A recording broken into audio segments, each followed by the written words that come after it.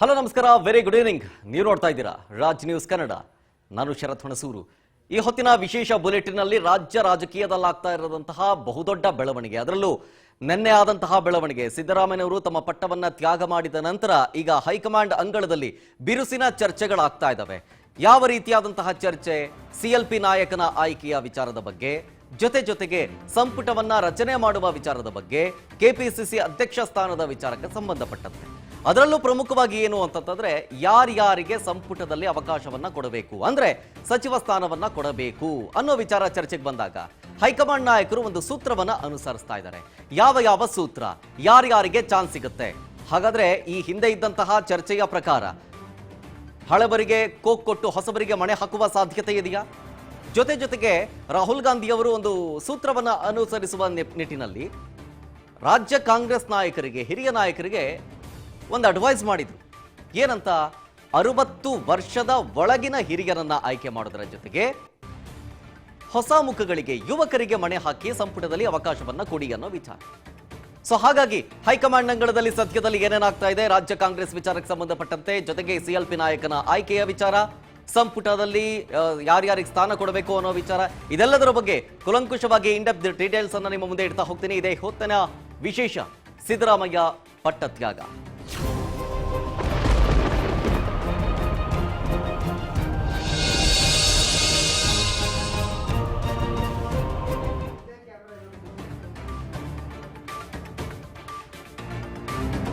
DK Shivakumar CM ಆದ್ರೂ ಕೂಡ ಸವಾಲುಗಳು ಒಂದೆರಡಲ್ಲ, ಸಾವಿರಾರಿದಾವೆ.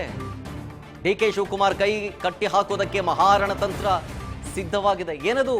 ಡಿಕೆ ಶಿವಕುಮಾರ್ ಸುತ್ತಲೂ ಡಿಸಿಎಂ ಚಕ್ರ ವ್ಯೂಹ ಸೃಷ್ಟಿ ಮಾಡೋದಕ್ಕೆ ಬಿಗ್ ಪ್ಲಾನ್. ಅವತ್ತು ಸಿದ್ದರಾಮಯ್ಯ ವಿರುದ್ಧ ಬಳಸಿದ್ದ ಅಸ್ತ್ರವೇ ಡಿಕೆಶಿಗೆ ತಿರುಗುಬಾಣವಾಗ್ತಾ ಇದೆ. ಏನಂತ? ಅವತ್ತು ಸಿದ್ದರಾಮಯ್ಯ ವಿರೋಧದ ಮಧ್ಯೆಯೂ ಡಿಸಿಎಂ ಹುದ್ದೆಯನ್ನ ಸೃಷ್ಟಿ ಮಾಡಲಾಗಿತ್ತು.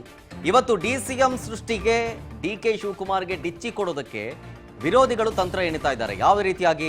4 ಜನ ಡಿಸಿಎಂ ಬೇಕು ಅಂತ, ವಿನಾಕಾರಣ ಗೊಂದಲಕ್ಕೆ ಕಾರಣವಾಗತ್ತೆ ಅಂತ ಡಿಕೆ ಶಿವಕುಮಾರ್ ಸಬೂಬು ಹೇಳಿ ಬೇಡ 4 ಜನ ಡಿಸಿಎಂ ಅಂತ ಹೇಳ್ತಾ ಇದ್ದಾರೆ. ಹಾಗಿದ್ರೆ 4 ಡಿಸಿಎಂ ಸೃಷ್ಟಿ ಹಿಂದಿನ ಅಸಲಿ ಉದ್ದೇಶ ಏನೇನು? ಇದರ ಹಿಂದೆ ರಾಜಕೀಯ ಲಾಭ ಪಡೆಯೋದಕ್ಕೆ ಯಾರು ಕಾಯ್ತಾ ಇದ್ದಾರೆ? ಯಾರ ಕೈವಾಡವಿದವೆ? ಏನಿದರ ಅಜೆಂಡಾ? ಬಹಳ ಕುತೂಹಲಕ್ಕೆ ಕಾರಣ ಆಗ್ತಾ ಇದೆ. ಅದರಲ್ಲೂ ಪ್ರಮುಖವಾಗಿ ಅಬ್ಸರ್ವ್ ಮಾಡಬೇಕಾಗಿರೋ ವಿಚಾರ ಏನು ಅಂತಂದ್ರೆ, ಈ ಹಿಂದೆ ಸಿದ್ದರಾಮಯ್ಯನವರು ಮುಖ್ಯಮಂತ್ರಿ ಆದಂತಹ ಸಂದರ್ಭದಲ್ಲಿ ಅಧಿಕಾರ ಹಂಚಿಕೆಯ ಸೂತ್ರದ ಅನುಸಾರ ಒಂದು ಡಿಸಿಎಂ ಹುದ್ದೆಯನ್ನ ಸೃಷ್ಟಿ ಮಾಡಿ ಅಲ್ಲಿ ಡಿಕೆ ಶಿವಕುಮಾರ್ ಅವರನ್ನ ತಂದು ಕೂರಿಸ್ತಾರೆ. ಈಗ ಡಿಕೆ ಶಿವಕುಮಾರ್ ಅವರು ಸಿಎಂ ಆಗ್ತಾ ಇದ್ದಂತೆ 4 ಜನ ಡಿಸಿಎಂ ಹುದ್ದೆ ಸೃಷ್ಟಿ ಮಾಡಬೇಕು ಅನ್ನೋದು. 4 ಜನ ಡಿಸಿಎಂ ಯಾಕೆ ಅನ್ನೋ ಡೀಟೇಲ್ಸ್ ಅನ್ನ ಗ್ರಾಫಿಕ್ಸ್ ಮುಖಾಂತರ ನಿಮ್ಮ ಮುಂದೆ ಎಕ್ಸ್ಪ್ಲೈನ್ ಮಾಡ್ತಾ ಹೋಗ್ತೀನಿ. ಡಿಕೆ ಶಿವಕುಮಾರ್ ಚಕ್ರಾಧಿಪತ್ಯಕ್ಕೆ ಹೆಂಗಾದ್ರೂ ಮಾಡಿ ಬ್ರೇಕ್ ಹಾಕಬೇಕು ಅನ್ನೋದು ಕೆಲ ವಿರೋಧಿಗಳ ಪ್ಲಾನ್. ಇದು ಹೆಂಗಾದ್ರೂ ಮಾಡಿ ಡಿಕೆ ಶಿವಕುಮಾರ್ ಅವರನ್ನ ಕಟ್ ಹಾಕಬೇಕು ಅನ್ನೋ ನಿಟ್ಟಿನಲ್ಲಿ ಡಿಕೆ ಶಿವಕುಮಾರ್ ಅವರನ್ನ ನಿಯಂತ್ರಣ ಮಾಡೋದಕ್ಕಂತಾನೆ 4 ಜನ ಡಿಸಿಎಂ ಹುದ್ದೆಯನ್ನ ಸೃಷ್ಟಿ ಮಾಡ್ತಾ ಇರೋದು ಅಂತ. ಒಬ್ಬರೇ ಇದ್ರೆ ಸುಪ್ರೀಂ ಆಗೋಗ್ತಾರೆ, ಹಾಗಾಗಿ ಅವ್ರ ಕೆಳಗಡೆ 4 ಜನ ಡಿಸಿಎಂ ಹುದ್ದೆ ಇರಬೇಕು ಅನ್ನೋದು ಅವರ ಅಜೆಂಡಾ. ಆಮೇಲೆ ಅಹಿಂದ ವರ್ಗಕ್ಕೆ ಹೆಚ್ಚಿನ ಆದ್ಯತೆ ಕೊಡುವಂತಹ ತಂತ್ರವನ್ನ ಇಲ್ಲಿ ಮೇಲ್ನೋಟಕ್ಕೆ ಅನುಸರಿಸ್ತಾ ಇರೋದು ಕನ್ಫರ್ಮ್ ಆಗ್ತಾ ಇದೆ. ಸಿದ್ದುನ ಕೆಳಗಿಳಿಸಿದ್ರಿಂದ ಆಗಿರುವಂತಹ ಡ್ಯಾಮೇಜ್ ಕಂಟ್ರೋಲ್ ಮಾಡಬೇಕಲ್ಲ. ಹಾಗಾಗಿ ಸಿದ್ದರಾಮಯ್ಯನವರ ಬಣದಲ್ಲಿರುವಂತಹ ಕೆಲ ನಾಯಕರನ್ನ ಡಿಸಿಎಂ ಮಾಡೋಣ ಅನ್ನುವಂತಹ ಒಂದು ಮಾತನ್ನ ಹೈಕಮಾಂಡ್ ನಾಯಕರಿಗೆ ಮುಟ್ಟಿಸಿದ್ದಾರೆ. ಸಿದ್ದರಾಮಯ್ಯನವರನ್ನ ಕೆಳಗಿಳಿಸಿಬಿಟ್ಟಿದ್ರಿ, ಅದು ಡ್ಯಾಮೇಜ್ ಆಗ್ಬಿಡುತ್ತೆ, ಹಾಗಾಗಿ ಅದನ್ನ ಬ್ಯಾಲೆನ್ಸ್ ಮಾಡಬೇಕು ಅಂತಂದ್ರೆ ಹೀಗೆ ಮಾಡಬೇಕು ಅನ್ನುವಂಥ ತಂತ್ರವನ್ನ ಕೊಟ್ಟಿದ್ದಾರೆ ಯಾರೋ. ಅದಕ್ಕೋಸ್ಕರ ಏನಾಗಿದೆ, ದಲಿತ, ಹಿಂದುಳಿದ, ಅಲ್ಪಸಂಖ್ಯಾತರಿಗೆ ಆದ್ಯತೆಯನ್ನ ಕೊಡಬೇಕು ಅಂತ ಹೇಳಿ ಹಿರಿಯ ನಾಯಕರು ಪಟ್ಟು ಹಿಡಿದು ಕೂತಿದ್ದಾರೆ. ಹೈಕಮಾಂಡ್ ಇದನ್ನ ಯೋಚನೆ ಮಾಡ್ತಾ ಇದ್ದಾರೆ. ದಲಿತ, ಹಿಂದುಳಿದ, ಅಲ್ಪಸಂಖ್ಯಾತರಿಗೆ ಆದ್ಯತೆ ಕೊಡಬೇಕು ಅನ್ನೋದಾದ್ರೆ ಇದನ್ನು ಹೇಗೆ ಬ್ಯಾಲೆನ್ಸ್ ಮಾಡಬೇಕು? ಜೊತೆಗೆ ಲಿಂಗಾಯತರಿಗೂ ಕೈ ಬಿಟ್ಟಿಲ್ಲ ಅನ್ನೋ ಸಂದೇಶವನ್ನೂ ಕೂಡ ಇಲ್ಲಿ ಕಾಂಗ್ರೆಸ್ ರವಾನೆ ಮಾಡಬೇಕಾಗತ್ತೆ. ಇದು ಬಹಳ ಇಂಪಾರ್ಟೆಂಟ್ ಆಗಿರುತ್ತೆ. ಇಲ್ಲಿ ಎಲ್ಲರನ್ನೂ ಒಟ್ಟುಗೂಡಿಸಿಕೊಂಡು ಹೋಗುವಂತಹ ತಂತ್ರವನ್ನ ನಾವು ಅನುಸರಿಸಲಿಲ್ಲ ಅಂತಂದ್ರೆ 2028ರ ಎಲೆಕ್ಷನ್ ನಲ್ಲಿ ನಾವು ಮತ್ತೆ ಅಧಿಕಾರ ಹಿಡಿಬೇಕು ಅಂತಂದ್ರೆ ಹೀಗೆಲ್ಲ ಮಾಡಬೇಕಾಗತ್ತೆ. ಎಲ್ಲರನ್ನೂ ಒಟ್ಟುಗೂಡಿಸಿಕೊಂಡು ಹೋಗುವಂಥ ತಂತ್ರವನ್ನು ನಾವು ಅನುಸರಿಸಬೇಕು. ಜೊತೆಗೆ ಮುಂದೆ ಆಗಬಹುದಾದಂತಹ ಕೆಲ ಭಿನ್ನಾಭಿಪ್ರಾಯವನ್ನೂ ಕೂಡ ತಡೆಯುವಂತಹ ಪ್ರಯತ್ನವನ್ನ ನಾವು ಮಾಡಬಹುದು. ಇದರಿಂದಾಗಿ ಇದು ಹೈಕಮಾಂಡ್ ನಾಯಕರ ಸಮಾಲೋಚನೆ ಆಗಿದೆ. ಅಳೆದು ತೂಗಿ ಲೆಕ್ಕಾಚಾರ ಹಾಕುವಂತಹ ಸಂದರ್ಭ. ಯಾಕಂದ್ರೆ ಮುಂಬರುವ ವಿಧಾನಸಭಾ ಎಲೆಕ್ಷನ್ಗೆ ಇರೋದು ಕೇವಲ 2 ವರ್ಷ ಬಾಕಿ. ಅದರಲ್ಲಿ 1 ವರ್ಷ ಎಲೆಕ್ಷನ್ ಪ್ರಚಾರ ಭರಾಟೆ ಅದರಲ್ಲೇ ಬ್ಯುಸಿ ಆಗಿಬಿಡ್ತಾರೆ. ಬಟ್ ಆಡಳಿತ ನಡೆಸೋದು ಇನ್ನು 1 ವರ್ಷ ಅಂತ ಇಟ್ಕೊಳ್ಳೋಣ. ಈ 1 ವರ್ಷದ ಆಡಳಿತವನ್ನ ಹೇಗೆ ನಿಭಾಯಿಸ್ತಿರೋ ಅದರ ಮೇಲೆ ಮುಂಬರುವ ಎಲೆಕ್ಷನ್ನ ರಿಸಲ್ಟ್ ಇರುತ್ತೆ ಅನ್ನೋದು ಹೈಕಮಾಂಡ್ಗೆ ಗೊತ್ತಾಗಿದೆ. ಹಾಗಾಗಿ ಸಿದ್ದರಾಮಯ್ಯನವರನ್ನ ಸಮಾಧಾನ ಪಡಿಸೋದಕ್ಕೆ DCM ಮುಲಾಮನ್ನ ಹಚ್ಚುತ್ತಾ ಇರೋದು ಅಂತ. ಈಗ ಸಿದ್ದರಾಮಯ್ಯನವರನ್ನ ಕೆಳಗಿಳಿದ ತಕ್ಷಣ ಏನೇನು ಡೆವಲಪ್ಮೆಂಟ್ ಆಯಿತು ಅಂತ ಗಮನಿಸಿದ್ರಿ. ಸಿದ್ದರಾಮಯ್ಯನವರ ಆಪ್ತ ಬಣದಲ್ಲಿದ್ದಂತಹ ಸಚಿವರೆಲ್ಲರೂ ಕೂಡ ರಿಸೈನ್ ಮಾಡಬೇಡಿ, ನಾವು ಫೋರ್ಸ್ ಮಾಡ್ತೀವಿ, ನಾವು ಮನವಿ ಮಾಡ್ಕೊಳ್ತೀವಿ ಅಂತ ಹೇಳ್ತಾ ಇದ್ರು. ಯಾವುದೇ ಕಾರಣಕ್ಕೂ ನೀವು ರಿಸೈನ್ ಮಾಡಬೇಡಿ, ನಾವು ಬೇಕಾದರೆ ಸಹಿ ಸಂಗ್ರಹವನ್ನು ನಾವು ಮಾಡ್ತೀವಿ ಅನ್ನೋ ರೀತಿಯಾಗಿ ಹೇಳಿಕೆ ಕೊಡ್ತಾ ಇದ್ರು. ನಿಮ್ಮ ಬೆನ್ನ ಹಿಂದೆ ನಾವೆಲ್ಲರೂ ಕೂಡ ಇದ್ದೀವಿ, ನಮ್ಮ ಜೊತೆಗೆ ಇನ್ನೊಂದಷ್ಟು ಜನ ಶಾಸಕರು ಕೂಡ ಇದ್ದಾರೆ, ನಿಮಗೆ ಬಲ ನಾವು ಕೊಡ್ತೀವಿ ಅಂಥೇಳಿ ಸಿದ್ದರಾಮಯ್ಯನವರಿಗೆ ಧೈರ್ಯ ತುಂಬುವಂಥ ಕೆಲಸ ಆಗಿದ್ರು ಕೂಡ ಸಿದ್ದರಾಮಯ್ಯನವರ ಅವಾಗ ಒಪ್ಕೊಳ್ಳಿಲ್ಲ. ಇಲ್ಲ, ಹೈಕಮಾಂಡ್ ನಾಯಕರಿಗೆ ಮಾತು ಕೊಟ್ಟಿದ್ದೀನಿ, ಅವ್ರೇನು ಹೇಳಿದ್ದಾರೆ ಅದಕ್ಕೆ ನಾನು ಆಯಿತು ಅಂತ ಒಪ್ಕೊಂಡು ಬಂದಿದ್ದೀನಿ, ಒಪ್ಪಿಕೊಂಡಂತೆ ನುಡಿದಂತೆ ನಾನು ನಡೆದುಕೊಳ್ತೀನಿ ಅಂತ ಹೇಳಿ ಬಂದಿದ್ರು. ಆದರೂ ಕೂಡ ಆ ವರ್ಚಸ್ಸು ಆ ಬಲ ಕಾಂಗ್ರೆಸ್ಗೆ ಕಮ್ಮಿ ಆಗಬಾರದು ಅನ್ನೋದಾದ್ರೆ ಸಿದ್ದರಾಮಯ್ಯನವರ ಮುಂದಾಳತ್ವದಲ್ಲೇ ನಾವು ಸರ್ಕಾರವನ್ನ ಮುಂದುವರಿಸಿಕೊಂಡು ಹೋಗೋದರ ಜೊತೆಗೆ ಮುಂಬರುವ ವಿಧಾನಸಭಾ ಎಲೆಕ್ಷನ್ಗೂ ಕೂಡ ಇವರ ಮುಂದಾಳತ್ವ ಬೇಕಾಗುತ್ತೆ, ಸಿದ್ದರಾಮಯ್ಯನವರ ಮುಂದಾಳತ್ವ ಬೇಕಾಗುತ್ತೆ. ಹಾಗಾಗಿ ದಲಿತ ಹಿಂದುಳಿದ ಅಲ್ಪಸಂಖ್ಯಾತರಿಗೆ ಆದ್ಯತೆಯನ್ನು ಕೊಟ್ಟು ಲಿಂಗಾಯತರನ್ನೂ ಕೂಡ ನಾವು ಕಡೆಗಣಿಸಿಲ್ಲ ಅನ್ನುವಂಥ ಕ್ಲಿಯರ್ ಮೆಸೇಜ್ ಅನ್ನ ಪಾಸ್ ಮಾಡ್ತು ಅನ್ನೋದಾದ್ರೆ ನಮಗೆ ಇಲ್ಲಿ ಈ ಜಾತಿ ಲೆಕ್ಕಾಚಾರ ವಿಚಾರಕ್ಕೆ ಸಂಬಂಧಪಟ್ಟಂತೆ ವರ್ಕೌಟ್ ಆಗುತ್ತೆ ಹೀಗನ್ನುವಂಥ ಪ್ಲಾನ್ ಅನ್ನ ಹೈಕಮಾಂಡ್ ನಾಯಕರು ಮಾಡ್ಕೊಂಡಿದ್ದಾರೆ. ಅಷ್ಟೇ ಅಲ್ಲ, DK ಶಿವಕುಮಾರ್ ಅವರು ಒಬ್ಬರನ್ನೇ CM ಮಾಡಿ DCM ಯಾರೂ ಆಗಲಿಲ್ಲ ಎನ್ನೋದಾದರೆ ಅದು ಸುಪ್ರೀಂ ಡಿಸಿಷನ್ ತೆಗೆದುಕೊಂಡಂಗಾಗುತ್ತೆ. ಹಾಗಾಗಿ DK ಶಿವಕುಮಾರ್ ಅವರನ್ನ ಕಂಟ್ರೋಲ್ನಲ್ಲಿ ಇಟ್ಕೊಳ್ಬೇಕು ಅನ್ನೋ ನಿಟ್ಟಿನಲ್ಲಿ 4 ಜನ DCM ಹುದ್ದೆಗೆ ಇಲ್ಲಿ ಆಯ್ಕೆ ಮಾಡಬೇಕು ಅನ್ನುವಂಥ ಮಾತು ಕೇಳಿ ಬರ್ತಾ ಇರೋದು ಹೈಕಮಾಂಡ್ ನಾಯಕರ ಜೊಟ್ಟಿಗೆ. ಹಾಗಾದ್ರೆ ಇದರ ಹಿಂದಿನ ಅಜೆಂಡಾದ ಜೊತೆಗೆ ಆಯ್ಕೆ ಪ್ರಕ್ರಿಯೆ ಹೇಗಾಗುತ್ತೆ ಅನ್ನೋದಾದ್ರೆ ಹೈಕಮಾಂಡ್ ನಾಯಕರು ಇದನ್ನೂ ಕೂಡ ಅಳೆದು ತೂಗಿ ಲೆಕ್ಕಾಚಾರ ಮಾಡಿ ತಮಿಳುನಾಡಲ್ಲಾಯ್ತಲ್ಲ TVK ಪಕ್ಷ ಅಧಿಕಾರಕ್ಕೆ ಬಂದ ನಂತರ ಅಲ್ಲಿ ಆದಂತಹ ಸಂಪುಟ ರಚನೆ, ಅಲ್ಲಿ TVK ಪಕ್ಷ ಅಳವಡಿಸಿಕೊಂಡಂತಹ ಕೆಲವೊಂದಿಷ್ಟು ಸೂತ್ರಗಳನ್ನ ಇಲ್ಲಿ ಅಳವಡಿಸಿಕೊಳ್ಳೋದಕ್ಕೆ ರಾಹುಲ್ ಗಾಂಧಿ ಅವರು ಸೂಚನೆ ಸಲಹೆಗಳನ್ನ ಕೊಟ್ಟಿದ್ದಾರೆ. ಯಾವ ರೀತಿಯಾದಂತಹ ಸೂತ್ರ ಅನ್ನೋದಾದ್ರೆ ಅದನ್ನ ಹೇಳ್ತೀನಿ. ರಾಷ್ಟ್ರ ರಾಜಕಾರಣ ಅಂತಂದ್ರೆ ಯಾಕೋ ಸಿದ್ದರಾಮಯ್ಯನವರು ಹಿಂದೇಟು ಹಾಕ್ತಾರೆ. ಯಾಕೆ ಅಂತಂದ್ರೆ ಸಿದ್ದರಾಮಯ್ಯನವರಿಗೆ ರಾಷ್ಟ್ರ ರಾಜಕಾರಣ ಅಂತಂದ್ರೆ ಅಲರ್ಜಿ ಅಂತೆ. ರಾಷ್ಟ್ರ ರಾಜಕಾರಣ ಬೇಡ ಅಂತಿರೋದ್ರ ಹಿಂದೆ ಏನು ಉದ್ದೇಶ ಇದೆ? ರಾಷ್ಟ್ರ ರಾಜಕಾರಣಕ್ಕೆ ರೆಡ್ ಕಾರ್ಪೆಟ್ ಹಾಕಿದ್ರು ಕೂಡ ಸಿದ್ದರಾಮಯ್ಯನವ್ರು ಯಾಕೆ ಬೇಡ ಅಂತ ಇದ್ದಾರೆ? ಸಿದ್ದರಾಮಯ್ಯನವ್ರಿಗೆ ಕಾಡ್ತಾ ಇರೋ ಭಯ ಆದ್ರೂ ಏನು? ಯಾಕೆ ಬೇಡ ಅಂತ ಇದ್ದಾರೆ? ಆ ದೊಡ್ಡ ನಾಯಕ ಮಾಡಿದ ತಪ್ಪು ಮಾಡದೇ ಇರೋದಕ್ಕೆ ಸಿದ್ದು ತೀರ್ಮಾನ ಮಾಡ್ಕೊಳ್ತಾ ಇದ್ದಾರೆ. ಹಾಗಾಗಿ ರಾಹುಲ್ ಗಾಂಧಿ ಮಾತಿಗೂ ಸೊಪ್ಪು ಹಾಕ್ತಾ ಇಲ್ಲ ಸಿದ್ದರಾಮಯ್ಯನವರು.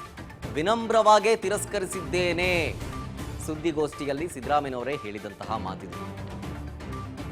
ರಾಷ್ಟ್ರ ರಾಜಕಾರಣಕ್ಕೆ ಬನ್ನಿ, ರಾಜ್ಯಸಭೆಗೆ ನಿಮ್ಮನ್ನ ಆಯ್ಕೆ ಮಾಡ್ತೀವಿ, ರಾಷ್ಟ್ರ ರಾಜಕಾರಣಕ್ಕೆ ನೀವು ಬಂದ್ಬಿಡಿ ಅಂತ ಹೇಳ್ತಾ ಇದ್ದಾರೆ. ಸ್ವತಃ ಸಿದ್ದರಾಮಯ್ಯನವರೇ ಹೇಳಿದ್ದನ್ನ ಅದಾದ್ಮೇಲೆ ಸಿದ್ದರಾಮಯ್ಯನವರು ಅದನ್ನ ವಿನಮ್ರವಾಗಿ ತಿರಸ್ಕರಿಸ್ತಾರೆ. ಸುದ್ದಿಗೋಷ್ಠಿಯಲ್ಲಿ ಜೊತೆಗೆ ಸಚಿವರ ಜೊತೆಗೆ ಡಿನ್ನರ್ ಮೀಟಿಂಗ್ ಮಾಡುವಂತ ಟೈಮ್ನಲ್ಲಿ ಸಿದ್ದರಾಮಯ್ಯನವರು ಈ ಮಾತನ್ನು ಹೇಳಿದ್ರು. ಏನಂತ ಅಂತಂದ್ರೆ, ನಾನು ಇನ್ನೂ 2 ವರ್ಷಗಳ ಕಾಲ ಇದೇ ಶಾಸಕ ಸ್ಥಾನದಲ್ಲಿ ನಿಮ್ಮೊಟ್ಟಿಗೆ ಇರ್ತೀನಿ ಅಂತಂದ್ರು. ಇನ್ನೂ 2 ವರ್ಷ ನಾನು ಇಲ್ಲೇ ಶಾಸಕನಾಗಿ ಮುಂದುವರಿತೀನಿ ಅನ್ನೋದಾದ್ರೆ ಮುಂಬರುವ ವಿಧಾನಸಭಾ ಎಲೆಕ್ಷನ್ನ ನಂತರ ಅವರ ನಡೆ ಏನಾಗಿರುತ್ತೆ ಅನ್ನೋದು ಮಾತ್ರ ಇನ್ನೂ ನಿಗೂಢವಾಗಿದೆ. 2028 ಅಂದ್ರೆ ಈ ಬಾರಿಯ ಅವಧಿ ಮುಗಿಯುವ ತನಕ ನಾನು ಶಾಸಕನಾಗಿಯೇ ಇರ್ತೀನಿ ಅಂತ ಸಿದ್ದರಾಮಯ್ಯನವರು ಈಗ ಆಲ್ರೆಡಿ ಕ್ಲಿಯರ್ ಕಟ್ ಆಗಿ ಹೇಳ್ಬಿಟ್ಟಿದ್ದಾರೆ. ಸೊ ರಾಜ್ಯಸಭೆಗೆ ಹೋಗಲ್ಲ ಅನ್ನೋದಾಯ್ತು. ಹಾಗಾದ್ರೆ ಲೋಕಸಭೆ ಎಲೆಕ್ಷನ್ಗೆ ಹೋಗ್ತಾರಾ? ಗೊತ್ತಿಲ್ಲ. ಹಾಗಾದ್ರೆ ರಾಷ್ಟ್ರ ರಾಜಕಾರಣ ಸಿದ್ದುಗೆ ಯಾಕೆ ಭಯ ಅಂತಂದ್ರೆ, ಡೆಲ್ಲಿಗೆ ಹೋದ್ರೆ ಜನಸಂಪರ್ಕ ಕಡಿತವಾಗುವ ಭಯ ಇದೆ. ಡೆಲ್ಲಿಗೆ ಹೋಗ್ಬಿಟ್ರೆ ಇಲ್ಲಿ ಜನರ ಜೊತೆ ಸಂಪರ್ಕ ಇರುವಂಥದ್ದು ಕಮ್ಮಿ ಆಗ್ಬಿಡುತ್ತೆ, ವರ್ಚಸ್ ಕಮ್ಮಿ ಆಗುತ್ತೆ ಅನ್ನೋ ನಿಟ್ಟಿನಲ್ಲಿ ರಾಜ್ಯ ರಾಜಕೀಯದ ಮೇಲೆ ಹಿಡಿತ ಕಳೆದುಕೊಳ್ಳೋ ಭೀತಿ ಇದೆ. ಫಾರ್ ಎಕ್ಸಾಂಪಲ್ ವರ್ಣ ಕ್ಷೇತ್ರದಲ್ಲೇ ಇರ್ತಾರೆ, ಹೋಗ್ದಾಗೆಲ್ಲ ಸಿಗ್ತಾ ಇರ್ತಾರೆ ಜನಕ್ಕೆ, ಅವರ ಸಮಸ್ಯೆಗಳನ್ನು ಕೇಳ್ತಾರೆ, ಪರಿಹಾರ ಮಾಡುವ ನಿಟ್ಟಿನಲ್ಲಿ ಇರ್ತಾರೆ. ಮೈಸೂರಿಗೆ ಹೋದಾಗಲೂ ಅಷ್ಟೇ, ಅವರ ನಿವಾಸದ ಮುಂದೆ ಹಲವು ಜನ ಕ್ಯೂನಲ್ಲಿ ನಿಂತಿರ್ತಾರೆ ಸಿದ್ದರಾಮಯ್ಯನವರು ಬಂದಾಗ ಅವರ ಕಷ್ಟಗಳನ್ನು ಹೇಳ್ಕೊಳ್ಳೋಕ್ಕೆ. ಅಕಸ್ಮಾತ್ ಅವರು ರಾಷ್ಟ್ರ ರಾಜಕಾರಣಕ್ಕೆ ಹೋಗ್ಬಿಟ್ರೆ ಜನಸಂಪರ್ಕ ಕಡಿತ ಆಗುತ್ತೆ, ಅವರ ವರ್ಚಸ್ ಕಡಿಮೆ ಆಗ್ಬಿಡುತ್ತೆ, ಮಾಸ್ ಲೀಡರ್ ಅನ್ನೋ ಚರಿಷ್ಮಾ ಕುಂದು ಹೋಗುತ್ತೆ ಅನ್ನುವಂಥ ಆತಂಕ ಸಿದ್ದರಾಮಯ್ಯನವರು ಅಲ್ಲಿ ಕಾಡ್ತಾ ಇದೆ. ನಾನು ಹೇಳಿದ್ನಲ್ಲ, ಈಗ ಆಲ್ರೆಡಿ ಒಬ್ಬ ನಾಯಕರು ಈ ರೀತಿಯಾಗಿ ಮಾಡಿ ತಮ್ಮ ವರ್ಚಸ್ಸು ಕಳ್ಕೊಂಡ ರೀತಿಯಲ್ಲಿ ಇದೆ, ಹಾಗಾಗಿ ಆ ತಪ್ಪನ್ನು ನಾನು ಮಾಡೋದು ಬೇಡ ಅಂತ. ಪ್ರಭಾವ ಕಡಿಮೆ ಆಗ್ಬಿಟ್ರೆ ಬೆಂಬಲಿಗ ಪಡೆಯೂ ಕೂಡ ಗೌಣವಾಗ್ಬಿಡುತ್ತೆ ಅಂತ. ಈಗ ಸಿದ್ದರಾಮಯ್ಯನವರು ಇಲ್ಲಿ ಇರೋದ್ರಿಂದಾಗಿ ಈ ಸದ್ಯದ ಪರಿಸ್ಥಿತಿಯಲ್ಲಿ ಅವರ ಬೆನ್ನ ಹಿಂದೆ 136ರಲ್ಲಿ ಹತ್ತತ್ರ 100 ಜನ ಸ್ಟ್ರೈಟ್ ಅವೇ ಅವರ ಬೆನ್ನ ಹಿಂದೆ ಇರ್ತಾರೆ, ಮಿನಿಮಮ್ ನಾನು ಹೇಳ್ತಾ ಇರೋದು. ರಾಷ್ಟ್ರ ರಾಜಕಾರಣಕ್ಕೆ ಈಗ ಆಲ್ರೆಡಿ HD ದೇವೇಗೌಡರು ರಾಜ್ಯದಲ್ಲಿ ವರ್ಚಸ್ಸನ್ನು ಕಳ್ಕೊಂಡಿದ್ದನ್ನು ನೋಡಿದ್ವಿ. ರಾಷ್ಟ್ರ ರಾಜಕಾರಣಕ್ಕೆ ಹೋಗ್ಬಿಟ್ಟು AICC ನೆರಳಲ್ಲಿ ರಾಜಕೀಯ ಮಾಡಬೇಕಾದಂತಹ ಅನಿವಾರ್ಯ ಬಂದ್ಬಿಡುತ್ತೆ ಅಂತ. ಅಂದ್ರೆ ಓನ್ ಇಮೇಜ್ ಹೋಗ್ಬಿಡುತ್ತೆ ಅಂತ. ಸಿದ್ದರಾಮಯ್ಯ ಅನ್ನುವಂಥ ಒಂದು ಬ್ರ್ಯಾಂಡ್, ಆ ಬ್ರ್ಯಾಂಡ್ ವ್ಯಾಲ್ಯೂ ಕಮ್ಮಿ ಆಗ್ಬಿಡುತ್ತೆ ಅಂತ. ತಮ್ಮ ಆಪ್ತರಿಗೆ ನೆಲೆ ಕಲ್ಪಿಸಬೇಕಾದಂತಹ ಜವಾಬ್ದಾರಿಯೂ ಕೂಡ ಇದೆ. ಸಿದ್ದರಾಮಯ್ಯನವರನ್ನೇ ನಂಬಿಕೊಂಡು, ಸಿದ್ದರಾಮಯ್ಯನವರನ್ನ ಆದರ್ಶವಾಗಿಟ್ಕೊಂಡು ಅವರ ನೆರಳಲ್ಲೇ ರಾಜಕೀಯ ಹಾದಿಯಲ್ಲಿ ಬೆಳೀತಾ ಇರುವಂಥ ರಾಜಕಾರಣಿಗಳ ಭವಿಷ್ಯವನ್ನು ಕೂಡ ಅವರು ಸೆಟ್ಲ್ ಮಾಡಬೇಕಾಗಿದೆ. ಆಮೇಲೆ ಇನ್ನೊಂದು, ಡೆಲ್ಲಿಗೆ ಹೋದರೆ ಭಾಷೆ ಸಮಸ್ಯೆ ಎದುರಾಗಲಿದೆ. ಅದೇನಿಲ್ಲ, ತುಂಬ ಅಡ್ಜಸ್ಟ್ ಮಾಡ್ಕೊಳ್ಬೋದು, ಬಟ್ ಆದ್ರೂ ಕೂಡ ಭಾಷೆ ಅನ್ನೋ ವಿಚಾರದಲ್ಲಿ ಸಿದ್ದರಾಮಯ್ಯನವರು ಬಹಳ ಕಟ್ಟುನಿಟ್ಟು. ಹಾಗಾಗಿ ಅಲ್ಲಿಗೆ ಹೋಗಿ ನಾವು ಬೇರೆ ಭಾಷೆನ ಮಾತಾಡಬೇಕಾಗುತ್ತೆ. ಜೊತೆಗೆ ನಾನು ಹೇಳಿದ್ನಲ್ಲ, ಈ ಆಲ್ರೆಡಿ HD ದೇವೇಗೌಡರು ರಾಷ್ಟ್ರ ರಾಜಕಾರಣಕ್ಕೆ ಹೋಗಿ ಇಲ್ಲಿನ ಜನಸಂಪರ್ಕವನ್ನು ಕಡಿತ ಮಾಡ್ಕೊಂಡ್ಬಿಟ್ರು, ಸ್ವಲ್ಪ ವಿಚರ್ಸ್ ಕಮ್ಮಿ ಆಗೋಗಿತ್ತು, ಆ ರೀತಿಯಾಗಿ ಆಗ್ಬಿಡುತ್ತೆ ಅನ್ನೋದು. ಜನಸಂಪರ್ಕ ಕಮ್ಮಿ ಆಗಿಬಿಡುತ್ತೆ, ಜನರ ಜೊತೆಗೆ ಬೆರೆಯೋದಕ್ಕಾಗಲ್ಲ, ಜೊತೆಗೆ ರಾಜ್ಯ ರಾಜಕೀಯದ ಮೇಲೆ ಹಿಡಿತ ತಪ್ಪು ಹೋಗುತ್ತೆ. ಇಲ್ಲಿಯೇ ಇದ್ದರೆ, ಹತ್ತಿರದಲ್ಲೇ ಇದ್ದರೆ, ಅಂದರೆ ರಾಜ್ಯದಲ್ಲೇ ಇದ್ದು ರಾಜ್ಯ ರಾಜಕಾರಣದಲ್ಲೇ ಸಕ್ರಿಯರಾಗಿದ್ದರೆ ಅದೇ ಮಾಸ್ ಲೀಡರ್ ಅನ್ನುವಂಥ ಒಂದು ಚರಿಷ್ಮಾ ಇರುತ್ತೆ, ಜನಸಂಪರ್ಕಕ್ಕೆ ಸಿಗ್ತಾರೆ ಸಿದ್ದರಾಮಯ್ಯನವರು. ಜೊತೆಗೆ ಪ್ರಭಾವ ಜಾಸ್ತಿನೇ ಇರುತ್ತೆ, ತಮ್ಮ ಬೆಂಬಲಿಗರ ಒಂದು ಪಡೆಯೂ ಕೂಡ ಇರುತ್ತೆ. ಅಕಸ್ಮಾತ್ ರಾಷ್ಟ್ರ ರಾಜಕಾರಣಕ್ಕೆ ಹೋಗ್ಬಿಟ್ರೆ ಇವ್ರು ಯಾರ ಕೈಗೂ ಸಿಗೋದಿಲ್ಲ, ಸಿದ್ದರಾಮಯ್ಯನವರು ಯಾರ ಕೈಗೂ ಸಿಗೋದಿಲ್ಲ, ಆವಾಗ ಒಂದು ಕಾಂಟ್ಯಾಕ್ಟ್ ಬಿಟ್ಟು ಹೋಗ್ಬಿಡುತ್ತೆ ಅನ್ನೋ ಭಯ. ರಾಷ್ಟ್ರ ರಾಜಕಾರಣಕ್ಕೆ ಹೋಗಿ HD ದೇವೇಗೌಡರು ರಾಜ್ಯದಲ್ಲಿ ವರ್ಚಸ್ಸನ್ನು ಕಳ್ಕೊಂಡ್ರು ಅನ್ನುವಂಥ ಮಾತಿದೆಯಲ್ಲ, ಅದಕ್ಕೋಸ್ಕರನೇ ಆ ರೀತಿಯಾಗಿ ನಾನು ಆಗಬಾರ್ದು ಅಂತ ಸಿದ್ದರಾಮಯ್ಯನವರು ಹೇಳ್ತಾ ಇರೋದು. ಆಮೇಲೆ ಸಿದ್ದರಾಮಯ್ಯ ಅನ್ನುವಂಥ ಬ್ರ್ಯಾಂಡ್, ರಾಜ್ಯ ರಾಜಕಾರಣದಲ್ಲಿ ಇರುವಂಥ ಆ ಒಂದು ಬ್ರ್ಯಾಂಡ್, ಆ ಒಂದು ಇಮೇಜ್, ಅದೆಲ್ಲವೂ ಕೂಡ ರಾಷ್ಟ್ರ ರಾಜಕಾರಣಕ್ಕೆ ಹೋಗ್ಬಿಟ್ರೆ ಕಮ್ಮಿ ಆಗ್ಬಿಡುತ್ತೆ. AICC ನೆರಳಲ್ಲಿ ನಾನು ಕೆಲಸವನ್ನ ಮಾಡಬೇಕಾಗತ್ತೆ. ಆ ರೀತಿಯಾಗಿ ಸಮಸ್ಯೆಗಳನ್ನ ಎದುರಿಸಿದಾಗ ರಾಜಕೀಯ ಭವಿಷ್ಯದ ಬಗ್ಗೆ ಚಿಂತೆಗೀಡಾಗಿದ್ದಾರೆ ಸಿದ್ದರಾಮಯ್ಯನವರು. ಅಕಸ್ಮಾತ್ ಏನಾದರೂ ರಾಷ್ಟ್ರ ರಾಜಕಾರಣಕ್ಕೆ ಹೋಗ್ಬಿಟ್ರೆ ಏನೇನು ಸಮಸ್ಯೆ ಆಗುತ್ತೆ ಅಂತ. ಇದ್ರ ಜೊತೆಗೆ ನಾನು ಹೇಳಿದ್ನಲ್ಲ, ಅವರೊಟ್ಟಿಗೆ ಇರುವಂಥವರು, ಅವರ ಆಪ್ತರು, ಅವರೆಲ್ಲರೂ ರಾಜಕೀಯವಾಗಿ ಇನ್ನೂ ಬೆಳೆಸೋದಕ್ಕಿದೆ, ಅವರ ಭವಿಷ್ಯವನ್ನು ನೋಡಬೇಕಾಗಿದೆ. ಯಾಕಂದರೆ ಸಿದ್ದರಾಮಯ್ಯನವ್ರನ್ನೇ ನಂಬಿಕೊಂಡು ಸಿದ್ದರಾಮಯ್ಯನವ್ರನ್ನ ಗುರುಗಳಾಗಿ ಸ್ವೀಕರಿಸಿದವರು ತುಂಬ ಜನ ಇದ್ದಾರೆ. ಈ ಎಲ್ಲ ಕಾರಣಕ್ಕೆ ಸಿದ್ದರಾಮಯ್ಯನವರು ಸ್ವಲ್ಪ ಹಿಂದೆ ಮುಂದೆ ನೋಡ್ತಾ ಇರೋದು. ಸಿದ್ದರಾಮಯ್ಯನವರು ಔಟ್, DK ಶಿವಕುಮಾರ್ ಇನ್. ಈ ಬೆನ್ನಲ್ಲೇ ಬಿಜೆಪಿ ನಾಯಕರಿಗೂ ಕಂಟಕ ಕಾದಿದೆ. ಹೊಸ ಜಾತಿ ಸಮೀಕರಣ, ಕಮಲದಲ್ಲೂ ಬದಲಾವಣೆ ಫಿಕ್ಸ್. ಅಲ್ಲೂ ಚೇಂಜಸ್ ಆಗುತ್ತೆ. ಹೊಸ ಸಮೀಕರಣಕ್ಕೆ ಡಿಲ್ಲಿಯಲ್ಲಿ ಮಾಸ್ಟರ್ ಸ್ಕೆಚ್ ರೆಡಿ ಆಗ್ತಾ ಇದೆ.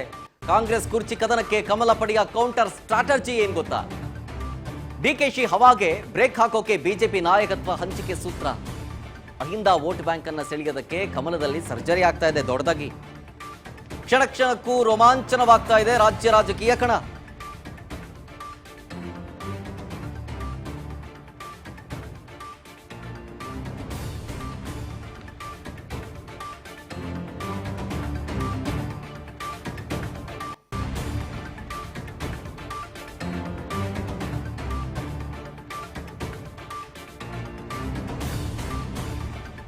ನೋಡಿ, ನಿನ್ನೆ ಆದಂತಹ ಬಹುದೊಡ್ಡ ಬೆಳವಣಿಗೆಯಲ್ಲಿ ಹೈಕಮಾಂಡ್ ಹೇಳದಂತೆ ಸಿದ್ದರಾಮಯ್ಯನವರೇನೋ ರಿಸೈನ್ ಕೂಡ ಮಾಡಿದ್ರು. ರಿಸೈನ್ ಮಾಡಿದ್ಮೇಲೆ ನಾನಾ ರೀತಿಯ ಲೆಕ್ಕಾಚಾರಗಳು ಹೇಳೋದಕ್ಕೆ ಶುರುವಾಯಿತು. ಯಾವ ರೀತಿಯಾಗಿ ಸಿದ್ದರಾಮಯ್ಯನವರನ್ನ ಕೆಳಗಿಳಿಸ್ಬಿಟ್ರೆ ಕೆಳಗಿಳಿಸಿದ ನೆಕ್ಸ್ಟ್ ಮೂಮೆಂಟಲ್ಲಿ ನಾನಾ ರೀತಿಯ ಬೆಳವಣಿಗೆಗಳಾಗುತ್ತೆ. ಜೊತೆಗೆ ಬಿಜೆಪಿ ಟೆನ್ಷನ್ಗೆ ಈಡಾಗುತ್ತೆ. ಯಾಕೆ ಟೆನ್ಷನ್ ಆಗುತ್ತೆ? ಕೆ ಶಿವಕುಮಾರ್ ಅವರು ಒಬ್ಬ ಪ್ರಬಲ ನಾಯಕ, ಹಳೆ ಮೈಸೂರು ಭಾಗದಲ್ಲಿ ಒಳ್ಳೆ ವರ್ಚಸ್ಸು ಇಟ್ಕೊಂಡಿದ್ದವರು. ಹಾಗಾಗಿ JDS ಮತ್ತು ಬಿಜೆಪಿ ಮೈತ್ರಿ ಮಾಡ್ಕೊಂಡಿದೆ ಈಗ ಆಲ್ರೆಡಿ. ಸೊ ಹಾಗಾಗಿ ಹಳೆ ಮೈಸೂರು ಭಾಗ ಕೈ ತಪ್ಪುವಂತ ಭೀತಿ ಇರುತ್ತೆ. ಜೊತೆಗೆ ನಾಯಕತ್ವ ಅನ್ನುವಂತಹ ವಿಚಾರಕ್ಕೆ ಬಂದಂತಹ ಸಂದರ್ಭದಲ್ಲಿ ಅಳೆದು ತೂಗಿ ಲೆಕ್ಕಾಚಾರ ಹಾಕಿದ್ರು ಕೂಡ ಕೆ ಶಿವಕುಮಾರ್ ಅವರು ಒಂದು ತೂಕ ಜಾಸ್ತಿ. ಹಾಗಾಗಿ ಬಿಜೆಪಿಗೆ ಟೆನ್ಷನ್ ಶುರುವಾಗಿದೆ. ಇಲ್ಲಿ OBC ಕುರುಬ ಸಮುದಾಯದ ಮೇಲೇನೆ ಫೋಕಸ್ ಮಾಡೋ ವಿಚಾರ ನೋಡಿ. ಕೇಸರಿ ಪಡೆ ಯಾವ ರೀತಿಯಾಗಿ ಪ್ಲಾನ್ ಮಾಡ್ಕೊಳ್ತಾ ಇದೆ ಅಂತ ಡೀಟೇಲ್ ಆಗಿ ಎಕ್ಸ್ಪ್ಲೇನ್ ಮಾಡ್ತಾ ಹೋಗ್ತೀನಿ. ಸಿದ್ದರಾಮಯ್ಯನವರು ರಾಜೀನಾಮೆ ಕೊಟ್ಟ ಬೆನ್ನಲ್ಲೇ ಕೇಸರಿ ಸೈನ್ಯ ಅಲರ್ಟ್ ಆಗಿದೆ. ಯಾವ ರೀತಿಯಾಗಿ ಅಲರ್ಟ್ ಆಗಿದೆ ಅಂತಂದ್ರೆ ಈ OBC ಕುರುಬ ಸಮುದಾಯವನ್ನೇ ಫೋಕಸ್ ಮಾಡಿಕೊಂಡು ಕೆ ಶಿವಕುಮಾರ್ ಏನಾದ್ರೂ CM ಆಯ್ತು ಅಂತಂದ್ರೆ ಬಿಜೆಪಿಲೂ ಕೂಡ ಯೋಚನೆ ಮಾಡ್ತಾ ಇದ್ದಾರೆ, ನಾವು ಕೂಡ ಬದಲಾವಣೆಯನ್ನ ಮಾಡೋಣ ಅಂತ. ಯಾವ ರೀತಿಯಾದಂತಹ ಬದಲಾವಣೆ? ರಾಜ್ಯ ಬಿಜೆಪಿಗೆ ಹಿಂದುಳಿದ ವರ್ಗಗಳ ನಾಯಕರ ಕೊರತೆ ಎದ್ದು ಕಾಣಿಸ್ತಾ ಇದೆ.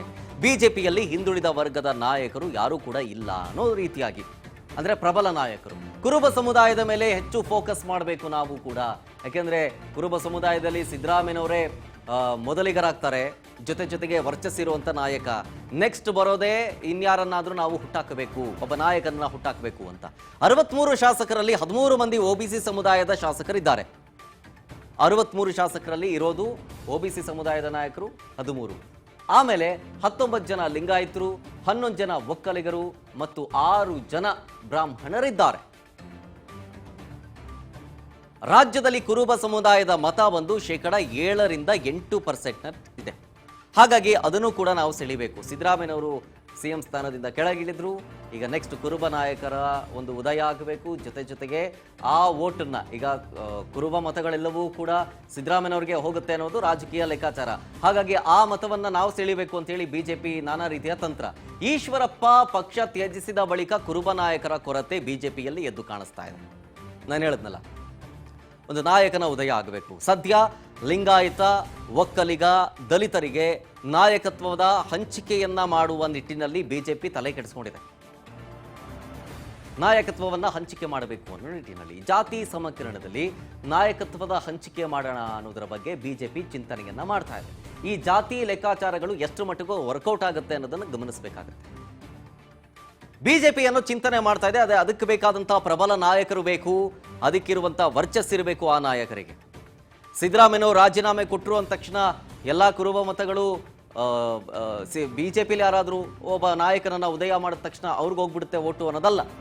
ಸಿದ್ದರಾಮಯ್ಯನವರು ಎಲ್ಲೂ ಹೋಗೋದಿಲ್ಲ, ರಾಷ್ಟ್ರ ರಾಜಕಾರಣಕ್ಕೆ ಹೋಗೋದಿಲ್ಲ, ರಾಜ್ಯ ರಾಜಕಾರಣದಲ್ಲೇ ಇರ್ತೀನಿ ಅಂತ ಹೇಳಿದ್ದಾರೆ. ಪಕ್ಷದ ಜೊತೆಗೆ ಗುರುತಿಸ್ಕೊಳ್ತೀನಿ ಅಂತ ಹೇಳಿದ್ದಾರೆ. ಮುಂಬರುವ 2028ರ ಅವಧಿಯ ತನಕವೂ ಕೂಡ ನಾನು ಈಗೇನು ಶಾಸಕ ಸ್ಥಾನದಲ್ಲಿದ್ದೀನಿ ಅಲ್ಲಿ ತನಕವೂ ಕೂಡ ಮುಂದುವರಿತೀನಿ ಅಂತ ಹೇಳಿರೋದ್ರಿಂದ ಮೋಸ್ಟ್ ಪ್ರಾಬಬ್ಲಿ ಆ ಮತಗಳು ಡಿವೈಡ್ ಆಗ್ಲಿಕ್ಕಿಲ್ಲ. ಆದರೂ ಕೂಡ ಮುಂಬರುವ ಅಂದ್ರೆ ಫ್ಯೂಚರ್ ದೃಷ್ಟಿಯಿಂದ ನಾವು ಯಾವ್ದಾದ್ರು ನಾಯಕರನ್ನ ಹುಟ್ಟಾಕಬೇಕು, ನಾಯಕತ್ವ ಬದಲಾವಣೆ ಮಾಡಬೇಕು, ನಾವು ಕೂಡ ಫ್ಯೂಚರ್ ನಿಟ್ಟಿನಲ್ಲಿ ಒಂದು ಫ್ಯೂಚರ್ ಅನ್ನ ತಲೆ ಇಟ್ಕೊಂಡು ಟೀಮ್ ರೆಡಿ ಮಾಡಬೇಕು ಅಂತ OBC ಕುರುಬ ಸಮುದಾಯವನ್ನೇ ಹೆಚ್ಚು ಫೋಕಸ್ ಮಾಡೋದಕ್ಕೆ ಬಿಜೆಪಿ ಡಿಸೈಡ್ ಮಾಡ್ಕೊಳ್ತಾ ಇದೆ. ಕಾಯ್ತಾ ಇರೋದು ಯಾಕೆ ಬಿಜೆಪಿ? ಒಂದು ಕಡೆ ಈಗಷ್ಟೇ ಸಿದ್ದರಾಮಯ್ಯನವರು ರಿಸೈನ್ ಮಾಡಿ ಡೆಲ್ಲಿ ಮಟ್ಟದಲ್ಲಿ ಮೀಟಿಂಗ್ನ ಅಟೆಂಡ್ ಮಾಡ್ಕೊಂಡು ಬರ್ತಾ ಇದ್ದಾರೆ. ಮತ್ತೊಂದು ಕಡೆ ಇನ್ನೂ CLP ಮೀಟಿಂಗ್ ಆಗೋದಿದೆ. CLP ಮೀಟಿಂಗ್ನಲ್ಲಿ ಹೊಸ CLP ನಾಯಕನ ಆಯ್ಕೆ ಆಗಬೇಕು. ಅದಾದ ಮೇಲೆ ಸಂಪುಟದ ಸಚಿವರ ಆಯ್ಕೆ ಆಗಬೇಕು. ಅದಾದ ನಂತರ ಪದಗ್ರಹಣ ಆಗಬೇಕು. ಇದೆಲ್ಲ ಆದ ನಂತರ ನಾವು ಕೂಡ ಬದಲಾವಣೆ ಮಾಡೋಣ ಅಂತ ಬಿಜೆಪಿ ಯೋಚನೆ ಮಾಡ್ತಾ ಇದೆ. ಅದರಲ್ಲೂ ಸಿದ್ದರಾಮಯ್ಯನವರು ಯಾವಾಗ ರಿಸೈನ್ ಮಾಡ್ತಾರೆ ಅನ್ನೋ ವಿಚಾರ ಒಂದು ದಿನ ಮುಂಚಿತವಾಗಿ ಮಾಧ್ಯಮದಲ್ಲಿ ಪ್ರಸಾರವಾಗೋದಕ್ಕೆ ಶುರುವಾಯಿತು.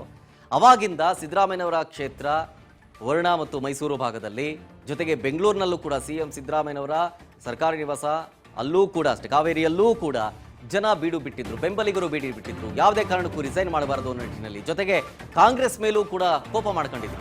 ಕೈಪಡೆಯಲ್ಲಿ ನೂತನ ಸರ್ಕಾರ ರಚನೆಯ ಕಸರತ್ತು ಮುಂದುವರಿತಾ ಇದೆ. ಸಿದ್ದು ರಾಜೀನಾಮೆ ಬಳಿಕ ಸಂಪುಟ ರಚನೆಯ ಸರ್ಕಸ್ ಜೋರಾಗ್ತಾ ಇದೆ. ಸಚಿವ ಸ್ಥಾನಕ್ಕಾಗಿ ಆಕಾಂಕ್ಷಿಗಳು ದಿಲ್ಲಿಯ ದಂಡಯಾತ್ರೆಯನ್ನ ಕೈಗೊಂಡಿದ್ದಾರೆ. 2028 ಇವರ ಟಾರ್ಗೆಟ್ ಆಗಿದೆ. ಅದರಲ್ಲಿ ಹಿರಿಯರು ಹೊಸಬರಿಗೆ ಮಣೆ ಹಾಕಬೇಕು ಅನ್ನೋ ಚಿಂತನೆಗಿದೆ. ಮುಂಬರುವ ಚುನಾವಣೆಯನ್ನೇ ಗುರಿಯಾಗಿಟ್ಕೊಂಡು ಕ್ಯಾಬಿನೆಟ್ ರಚನೆಗೆ ತಂತ್ರವನ್ನ ರೂಪಿಸ್ತಾ ಇದ್ದಾರೆ. ಅವರ ಅಜೆಂಡಾ, ಅವರ ಗುರಿ ಒಂದೇ, 2028ಕ್ಕೆ ಮತ್ತೆ ನಾವೇ ಅಧಿಕಾರಕ್ಕೆ ಬರಬೇಕು ಅನ್ನೋ ನಿಟ್ಟಿನಲ್ಲಿ ಕೆಲಸ ಮಾಡಬೇಕು. ಜೊತೆಗೆ ಟೀಮ್ ರೆಡಿ ಮಾಡಬೇಕು ಅನ್ನೋದು. ಆ ಟೀಮ್ ಹೇಗಿರಬೇಕು ಅಂತಂದ್ರೆ ಅದರಲ್ಲಿ ಹೊಸಬರು ಇರಬೇಕು, ಯುವಕರು ಇರಬೇಕು, ಹಿರಿಯರು ಇರಬೇಕು ಅಂತ. ಅಲ್ಲೂ ಕೂಡ ನೋಡಿ ಸೂತ್ರಗಳನ್ನು ಅನುಸರಿಸ್ತಾ ಇರೋದು, ಫಾರ್ಮುಲಾ. ನಾನು ಹೇಳಿದ್ನಲ್ಲ, ತಮಿಳುನಾಡಲ್ಲಿ ಯಾವ ರೀತಿಯಾಗಿ ಸರ್ಕಾರವನ್ನ ರಚನೆ ಮಾಡುವಂತಹ ಸಂದರ್ಭದಲ್ಲಿ ಸಂಪುಟವನ್ನ ಒಂದು ಫಾರ್ಮುಲಾ ಇಟ್ಕೊಂಡು ರಚನೆ ಮಾಡಿದ್ರಲ್ಲ, ಅದೇ ಫಾರ್ಮುಲಾವನ್ನ ಇಲ್ಲೂ ಕೂಡ ಅಪ್ಲೈ ಮಾಡೋಣ ಅಂತ ರಾಹುಲ್ ಗಾಂಧಿ ಅವರು ನೋಡ್ತಾ ಇದ್ದಾರೆ. ಯುವಕರು ಹೊಸಬರಿಗೆ ಮಣೆ ಹಾಕೋಣ, ಆಮೇಲೆ 60 ವರ್ಷದ ಒಳಗಿನ ಹಿರಿಯರನ್ನ ಆಯ್ಕೆ ಮಾಡೋಣ.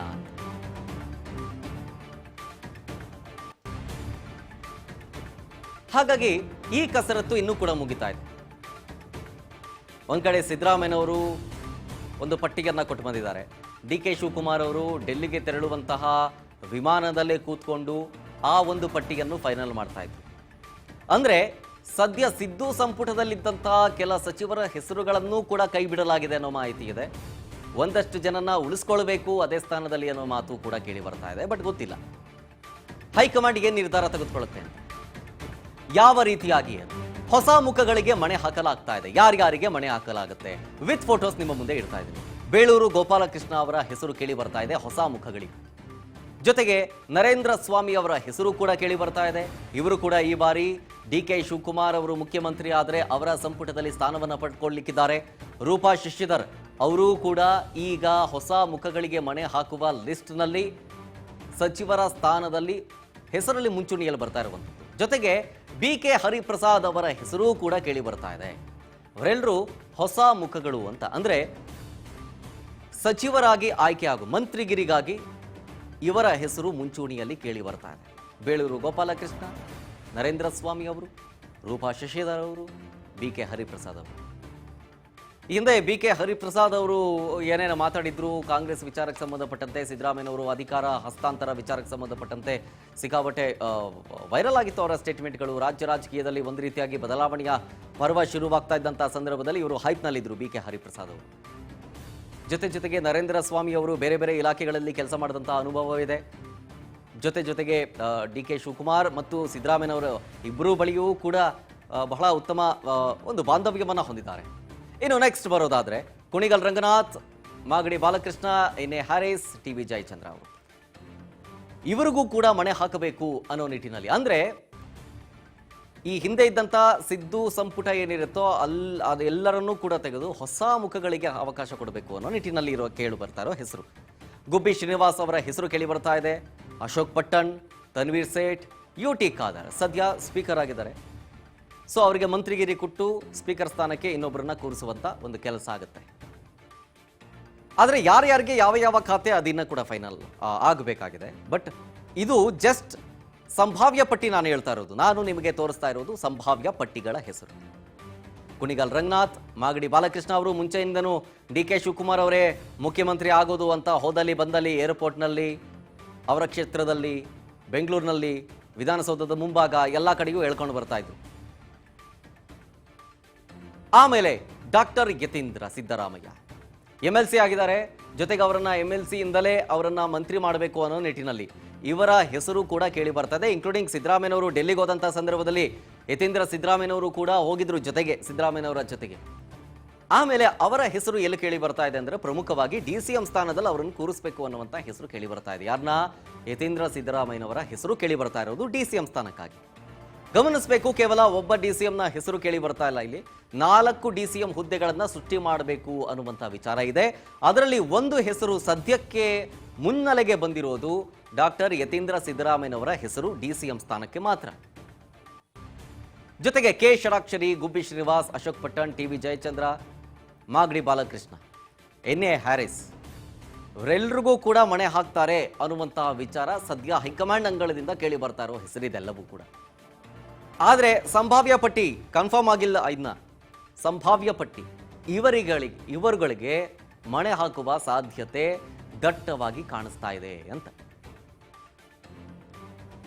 ಮಾಗಡಿ ಬಾಲಕೃಷ್ಣ ಅವರು ಹೋದಲ್ಲೇ ಬಂದಲ್ಲಿ ಬಹಳ ಕಾನ್ಫಿಡೆನ್ಸ್ ಅಲ್ಲಿ ಹೇಳ್ತಾ ಇದ್ರು, ಡಿ ಕೆ ಶಿವಕುಮಾರ್ ಅವರು ಮುಖ್ಯಮಂತ್ರಿ ಆಗೇ ಆಗ್ತಾರೆ, ಕಾದು ನೋಡ್ತಾ ಇರಿ, ಹಂಚಿಕೆ ಸೂತ್ರ, ಅಧಿಕಾರ ಹಂಚಿಕೆಯ ಸೂತ್ರ ಆಗಿದೆ, ಮಾತುಕತೆ ಆಗಿದೆ, ಕೊಟ್ಟ ಮಾತಿನಂತೆ ನಡ್ಕೊಳ್ತಾರೆ, ಮಾಡಿರೋ ಕೆಲಸಕ್ಕೆ ಕೂಲಿ ಸಿಗುತ್ತೆ, ಪ್ರಯತ್ನ ವಿಫಲವಾದರೂ ಪ್ರಾರ್ಥನೆ ವಿಫಲವಾಗೋದಿಲ್ಲ, ಶುಭಗಳಿಗೆ ಬಂದೇ ಬರುತ್ತೆ. ಈ ರೀತಿಯಾಗಿ ಅವರು ಕೂಡ ಇದೇ ವಿಚಾರಕ್ಕೆ ಸಂಬಂಧಪಟ್ಟಂತೆ ಡಿ ಕೆ ಶಿವಕುಮಾರ್ ಅವರಿಗೆ ಹೆಗಲಿಗೆ ಹೆಗಲು ಕೊಟ್ಟು ಸಪೋರ್ಟ್ ಮಾಡ್ತಾ ಇದ್ರು. ನೋಡೋಣ ಏನಾಗುತ್ತೆ ಅಂತ ಹೇಳಿ. ನಾಳೆ ಸಂಜೆ 4 ಗಂಟೆಗೆ CLP ಮೀಟಿಂಗ್ ಇದೆ. CLP ಮೀಟಿಂಗ್ ನಲ್ಲಿ ಹೊಸ ನಾಯಕನ ಆಯ್ಕೆ ಆಗುತ್ತೆ. ಅದಾದ ನಂತರ ಸಂಪುಟಕ್ಕೆ ಯಾರ್ಯಾರನ್ನು ಸೇರಿಸಿಕೊಳ್ಬೇಕು ಅನ್ನೋದನ್ನ ಹೈಕಮಾಂಡ್ ನಾಯಕರು ಈಗ ಆಲ್ರೆಡಿ ಫೈನಲ್ ಮಾಡಿರ್ತಾರೆ. ಅದಾದ ನಂತರ ಸೋಮವಾರ ಅಥವಾ ಬುಧವಾರ ಪದಗ್ರಹಣ ಕಾರ್ಯಕ್ರಮ ಹಮ್ಮಿಕೊಳ್ಳಬಹುದು. ಇದು ಸಾಧ್ಯತೆಗಳು. ಇದೇ ಸದ್ಯದ ಬೆಳವಣಿಗೆಗಳನ್ನ ಹತ್ತಿರದಿಂದ ಗಮನಿಸ್ತಾ ರಾಜ್ ನ್ಯೂಸ್ ಕ್ಷಣದ ಅಪ್ಡೇಟ್ ಅನ್ನ ನಿಮ್ಮ ಮುಂದೆ ಇಡ್ತಾ ಹೋಗುತ್ತೆ. ಸದ್ಯದ ಬೆಳವಣಿಗೆ ಎಷ್ಟು ನೋಡ್ತಾ ಇರಿ ರಾಜ್ ನ್ಯೂಸ್ ಕನ್ನಡ. ಜನಸೇವೆಗೆ ನಾವು ಸದಾ ಸಿದ್ಧ.